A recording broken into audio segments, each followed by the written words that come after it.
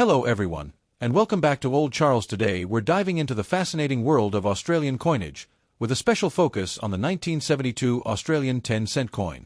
At first glance, it may look like just an ordinary piece of pocket change, but when you uncover its history, rarity, and collector's value, you'll see why this coin holds a very special place among Australian decimal coins.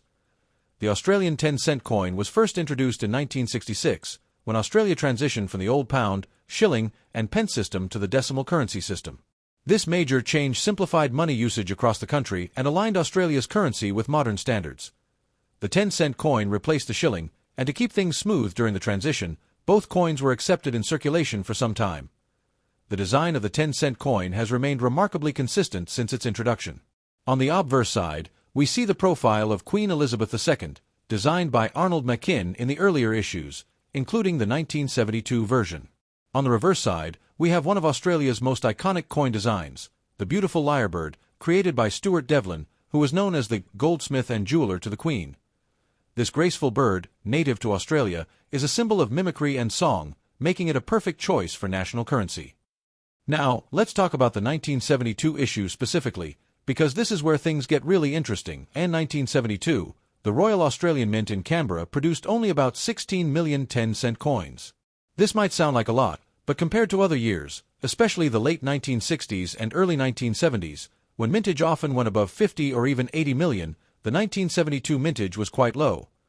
This lower production run makes the 1972 10-cent coin harder to find in circulation today, and that's why collectors are always on the lookout for it. The value of a 1972 Australian 10-cent coin depends heavily on its condition.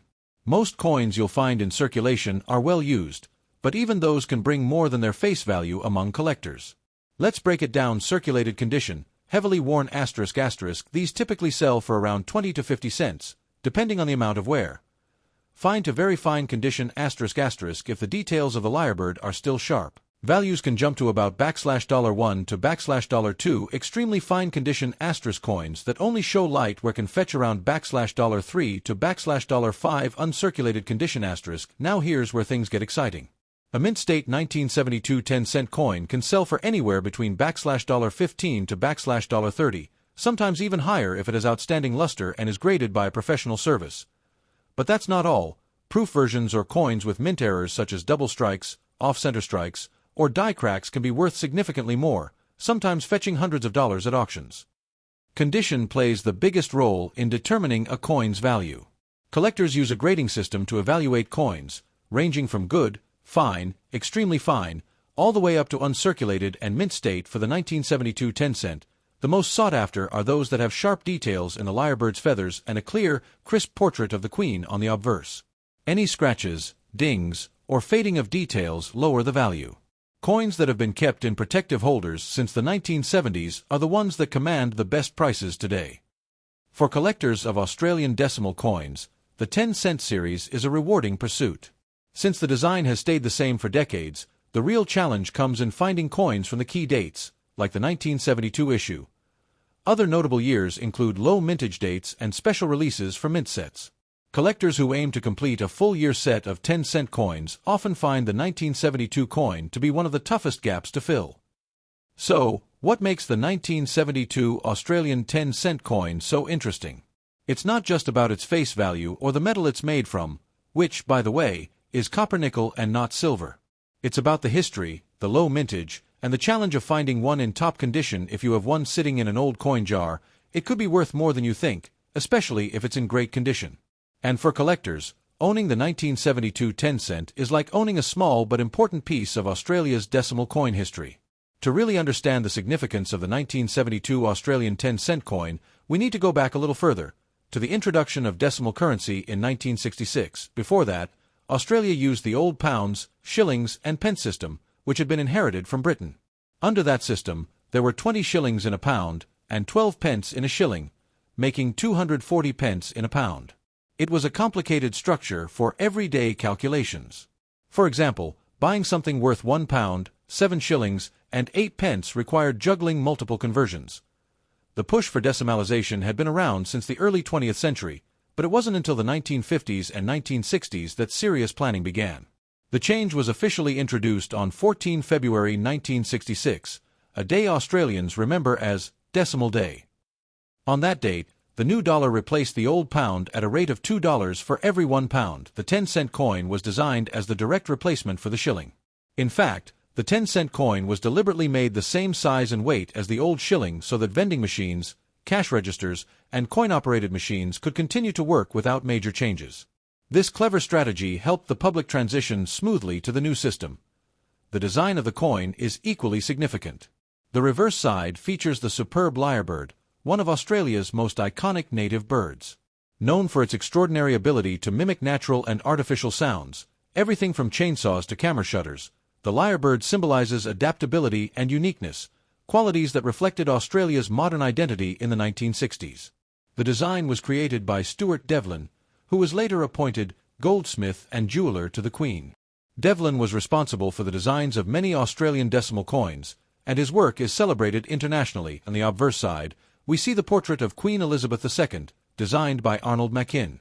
This was the standard portrait used on Australian coins from 1966 through to the mid-1980s.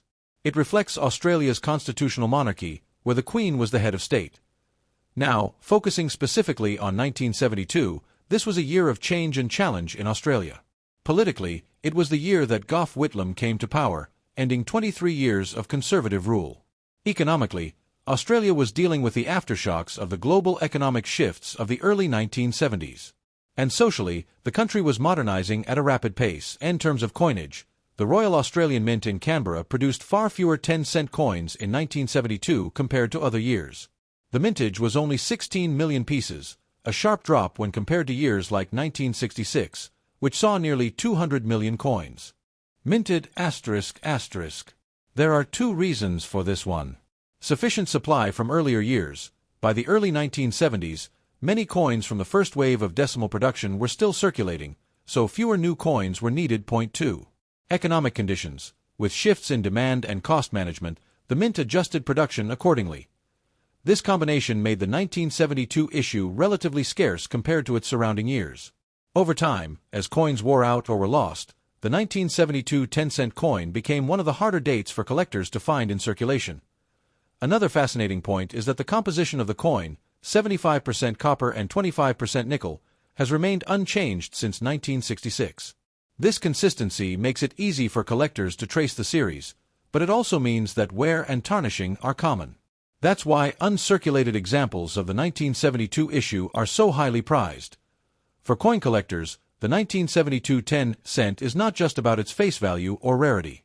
It's a symbol of Australia's early years of decimal currency, a period when the nation was stepping confidently into a new economic era, shedding the remnants of its colonial past, and building a modern identity. Holding this coin in your hand is like holding a little piece of that history. Now let's dive deep into one of the most important factors that determines a coin's value condition. Even though the 1972 Australian 10-cent coin has a relatively low mintage, not all examples are worth the same.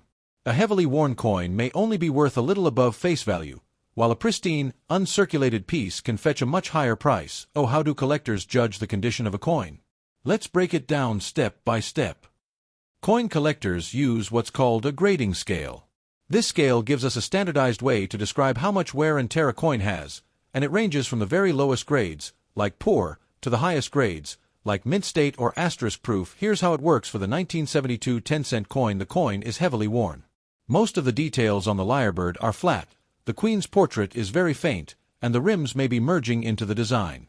These coins usually only trade for about 10 to 20 cents because they are so worn down. The coin is still heavily circulated, but some of the major details are visible. You can still see the outline of the lyrebird and the Queen, but there is no fine detail. Value, around 20 to 40 cents at this stage. The coin has clear design features. The lyrebird's outline is sharp, though feather details are worn. The Queen's hair and crown are visible, but not sharp. Value jumps slightly to about 50 cents to $1. This grade shows light to moderate wear. The lyrebird's feathers are more defined, and the Queen's portrait has decent detail, especially in the crown and hair. These coins can bring $1 to $2. Only light wear is visible on the highest points of the design. The Queen's hair details are still visible, and the lyrebird's feathers are clear. Coins in this condition are sought after. Valued at $3 to $90, these coins have very minimal wear, usually just on the highest points. They may still have much of their original mint luster.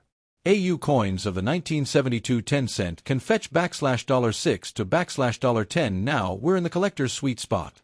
These coins show no wear at all from circulation. All details are sharp, the rims are crisp, and the coin often shines with its original mint luster.